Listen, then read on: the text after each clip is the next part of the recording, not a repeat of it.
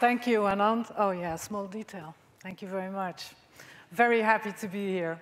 There are three things that you could say about me. The first thing is I'm Belgian, so yes, waffles, chocolate, beer, nagging about the government, the weather, and income taxes, so I'm not going to talk about that. But the two other things might give some inspiration. Obviously, I'm not able to tell you what the future will bring. Yesterday's history, tomorrow's a mystery, right?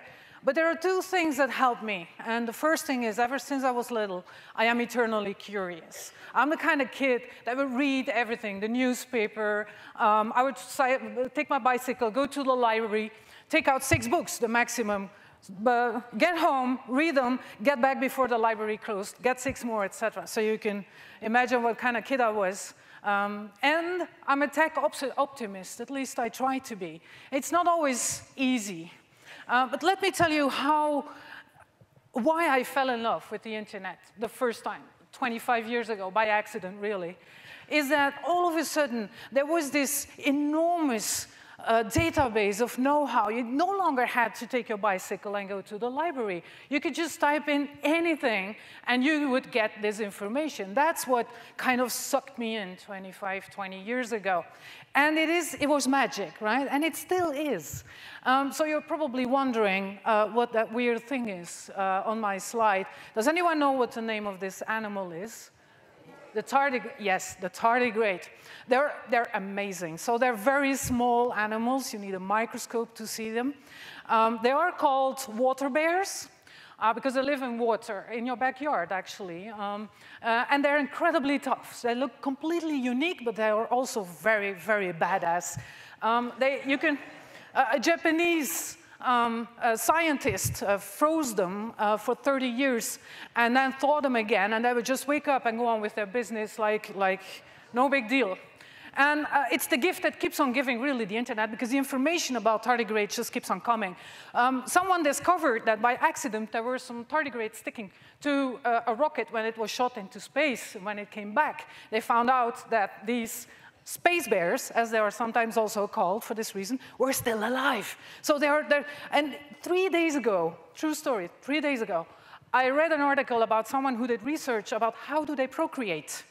And he found out that it's, well, you have to look it up. I mean, add this to your Google history. Tardigrade sex. The male curls his body around the head of the you have to look it up, really.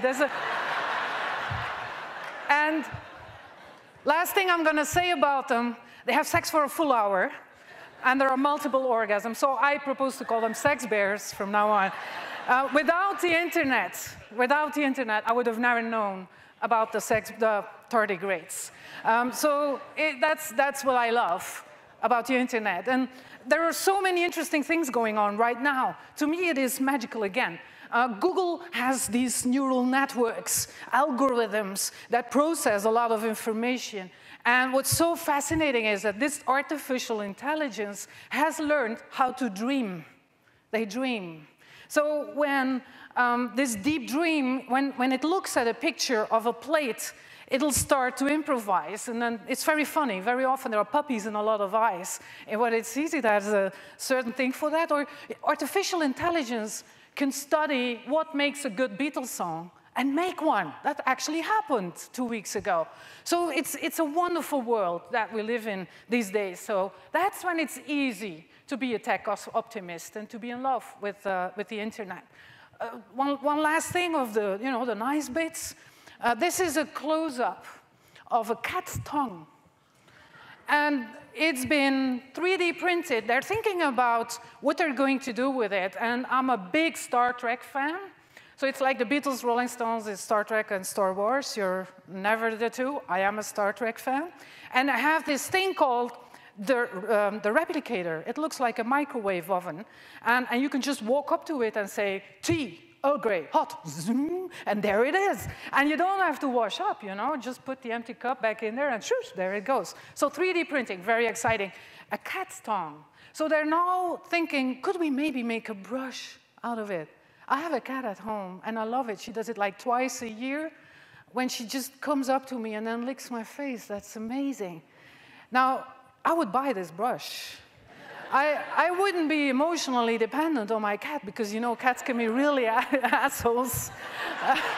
They never give you love when you need it. And if I have this 3D printed brush, she can, you know, I don't need her anymore.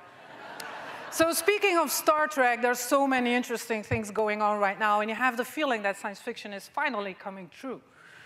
This is a scene, the mall scene from the famous movie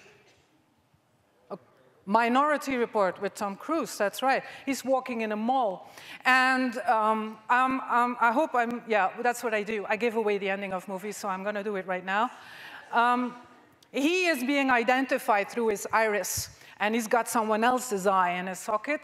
So when he walks through the mall, he's being identified by the shops through his iris, and then the advertising is customized for him. So there's an advertising for a Lexus car, for Guinness beer, hello, come in, it's happy hour. And you might think science fiction, no, it's already true. It's already true. It's not the eye that we need, it's our smartphone in our pocket. When you walk through a mall, this is technically the future is already here. It's just not, as one famous person once said, it's just not evenly distributed yet. And yet, it's dangerous to use the language of science fiction to talk about what is going on in our world right now. I'm not mentioned that I'm obsessed with social media. I wrote 2 books about it, and I think it learned me that the internet and digital technology also has some dark sides, and it also creates problems that weren't there before. And 3 problems I'm picking out for you: identity, context, and the tension between public and private space. Identity is really, really important. It's so important, actually, that the World Bank is currently running a program called ID4D, ID for Development.